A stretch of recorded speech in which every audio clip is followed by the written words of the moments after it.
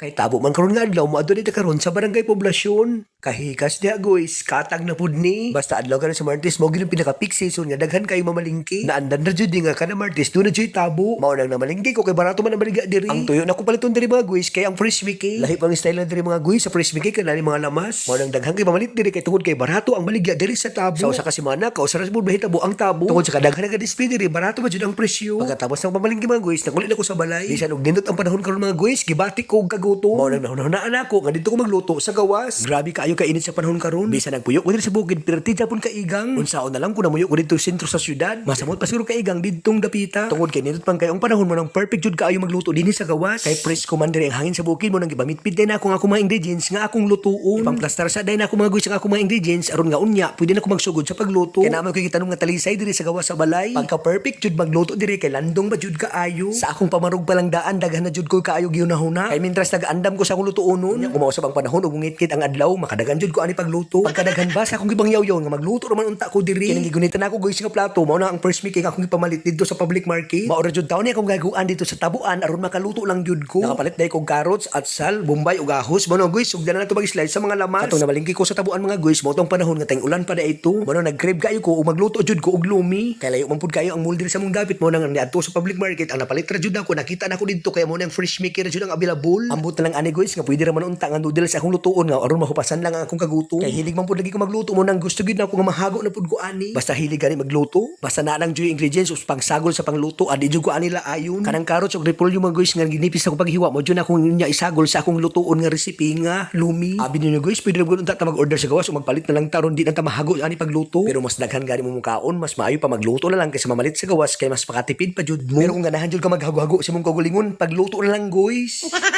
Basta ayo na lang jud kayo serisuha nga akong gibang yaw-yaw diri. Gisugdan na ako mag-slice ang karni. Pure unod sa manok ang akong sagol sa akong Lomi aron nga walay bukog nga masagol ani. Naana na jud ko basta ako gani magluto. Gusto na ako ang akong recipe basta sagol gani ang manok. Di jud ako nagisagulan og bukog. Giandaman po din ako og duha ka itlog aron nga masagol ni unya sa atong Lomi. Mao nang gibuak na daan nato sa bowl aron nga ma-check ni nato kung fresh ba ning itlog or dili.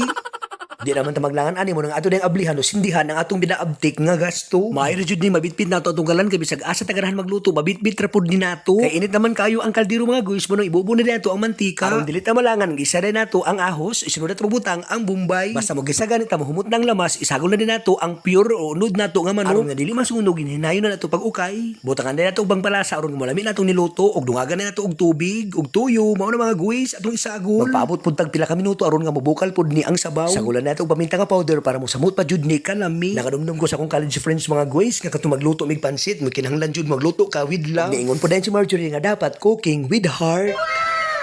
Dito bagpo si Chef Raymond ngat cooking with atay.